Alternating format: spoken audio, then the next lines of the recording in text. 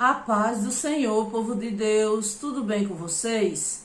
Comigo vai tudo bem, graças a Deus. Sejam todos muito bem-vindos. Hoje eu trago para vocês mais um estudo, esboço e explicação, que hoje será em Eclesiastes, capítulo 9, versículo 11, que na versão Almeida Corrigida Fiel está escrito: Voltei-me e vi debaixo do sol, que não é dos ligeiros a carreira, nem dos fortes a batalha, nem tampouco dos sábios o pão, nem tampouco dos prudentes as riquezas, nem tampouco dos entendidos o favor, mas que o tempo e a oportunidade ocorrem a todos. Esse mesmo texto de Eclesiastes, capítulo 9, versículo 11, na versão Nova Almeida Atualizada, está escrito: Vi ainda debaixo do sol que os mais rápidos nem sempre ganham a corrida, que os mais fortes nem sempre vencem a batalha, que os sábios nem sempre têm pão, que os prudentes nem sempre têm riqueza, que os inteligentes nem sempre são honrados, mas que tudo depende do tempo e do acaso. Esse mesmo texto de Eclesiastes 9:11, na nova versão internacional, está escrito: Percebi ainda outra coisa debaixo do sol. Os velozes nem sempre vencem a corrida. Os fortes nem sempre triunfam na guerra. Os sábios nem sempre têm comida. Os prudentes nem sempre são ricos. Os instruídos nem sempre têm prestígio, pois o tempo e o acaso afetam a todos. Esse mesmo texto, na versão da nova tradução linguagem de hoje, está escrito: Eu descobri mais outra coisa neste mundo. Nem sempre são os corredores mais velozes que ganham as corridas. Nem sempre são os soldados mais valentes que ganham as batalhas. Notei ainda que as pessoas mais sábias nem sempre têm o que comer e que as mais inteligentes nem sempre ficam ricas. Notei também que as pessoas mais capazes nem sempre alcançam altas posições. Tudo depende da sorte e da ocasião. Vamos à explicação deste versículo de Eclesiastes 9, versículo 11, esse texto. Meus queridos, existem leis criadas por Deus que geralmente governam o universo. Porém, às vezes o acaso acontece e o que parece que deveria ser não é o que é. Ocasionalmente, o corredor mais rápido cai antes da linha de chegada e várias outras chances e esquisitices causam resultados surpreendentes na vida. O mundo atribui isso ao azar, mas faríamos bem em confiar na soberania de Deus, que em última instância está encarregado de todos os resultados da nossa vida. Um princípio que percorre toda a Bíblia é o princípio da mordomia. Você já ouviu falar sobre este princípio? Os cristãos nunca se perguntam se deve dar o melhor de si naquilo que se empenham, pois é para isso que somos chamados a fazer. Mas um cristão, geralmente, não deve se preocupar muito com o resultado, pois até mesmo a sorte lançada cairá onde o Senhor quiser. Deus não nos responsabilizará pelos resultados, apenas por nossos esforços. O mordomo que enterrou seu único talento, de acordo com a Bíblia, ele provou que não conhecia ou não confiava no mestre e foi punido de acordo, ou seja, pela sua falta de confiança. Se ele tivesse vindo e dito: eu fiz negócios com talento, mas falhei, ele teria ouvido: muito bem, servo bom e fiel, venha e participe da felicidade do seu Senhor. Salomão pode ter reclamado da futilidade da vida, mas os cristãos deveriam simplesmente tomar isso como um lembrete para não só trabalhar duro, mas confiar em Deus para todos os resultados.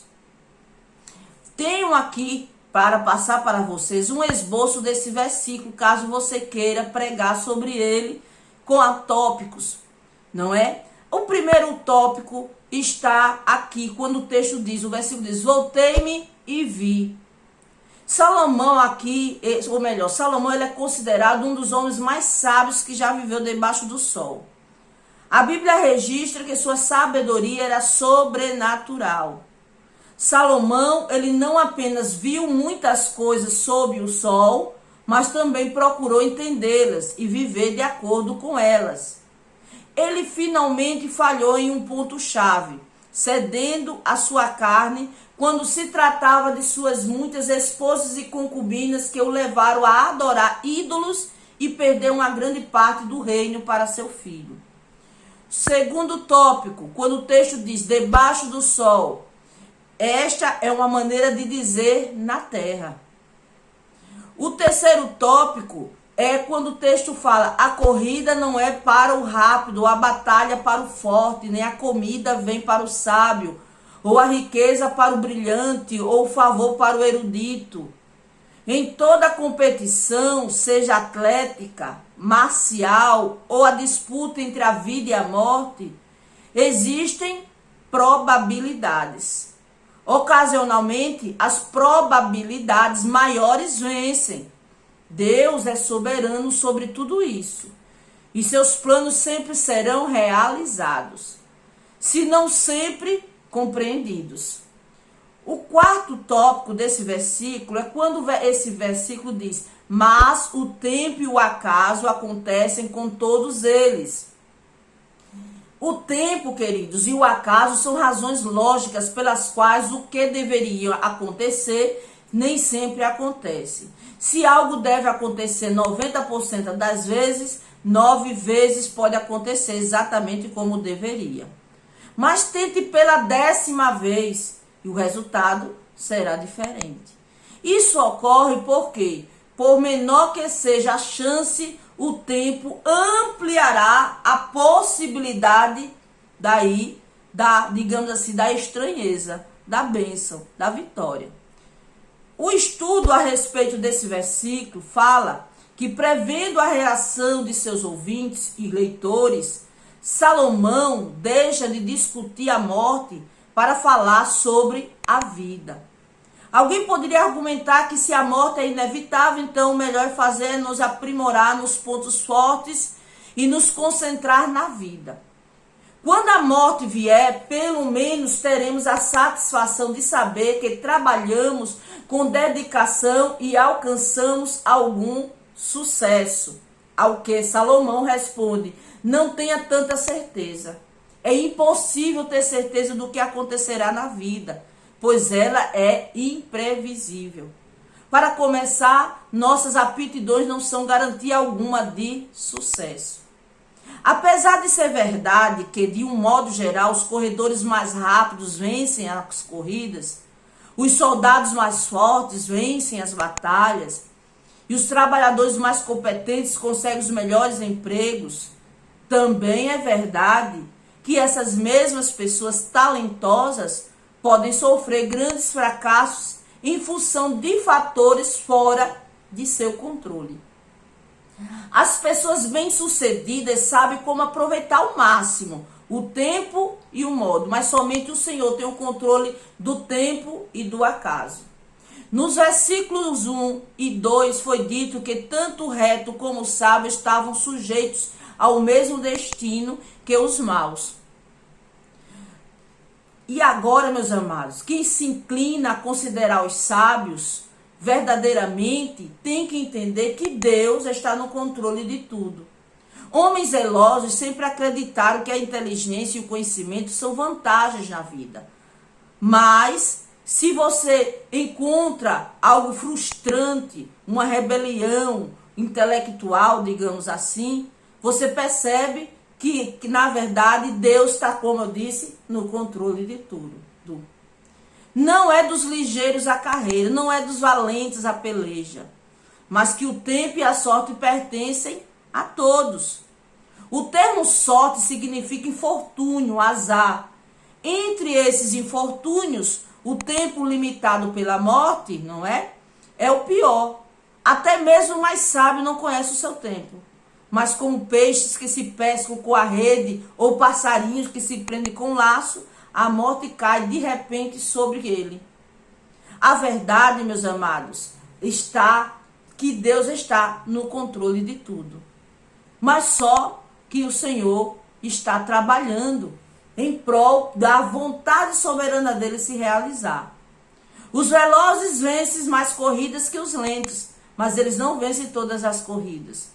Existem forças na vida que são submetidas à inteligência e ao poder humano, mas existem elementos afetando o destino humano que Deus reservou para que estivesse debaixo do seu próprio domínio. É nosso dever aprender qual, administrar os elementos que foram colocados sob o nosso controle e aceitar com temor reverente a obediência amorosa às forças que o Deus soberano reservou para si mesmo. Eclesiastes capítulo 9, versículo 11, quando diz, voltei e vi, isso pode ter algum respeito pelo versículo anterior, porque por ter exortado os homens a trabalhar com todas as suas forças. Ele agora acrescenta o texto, o título de cautela, que ainda assim eles não devem confiar em suas próprias forças, como se eles tinham certeza do sucesso com isso, mas devem buscar a bênção de Deus, sem a qual todos os seus esforços seriam em vão. Mas parece ser principalmente acrescentado também, como outro exemplo, da liberdade e poder da providência de Deus na disposição dos assuntos humanos, dos quais ele falou em Eclesiastes 9, versículo 1 e 2. Ou como outra das vaidades desta vida presente. Que a corrida, meus irmãos, não é rápida, você já sabe. Capacidade de correr, o sucesso de vitória na corrida, nem a batalha para o forte, a vitória, meus irmãos, na batalha, nem riqueza para homens de entendimento, que ainda tem maior probabilidade de obter e manter riquezas, nem ainda favor, aceitação e amor dos homens, para homens habilidosos que sabem como se conduzir todos os assuntos e, portanto, tem maior probabilidade de encontrar favor, pelo menos aos olhos daqueles que precisam de seus serviços.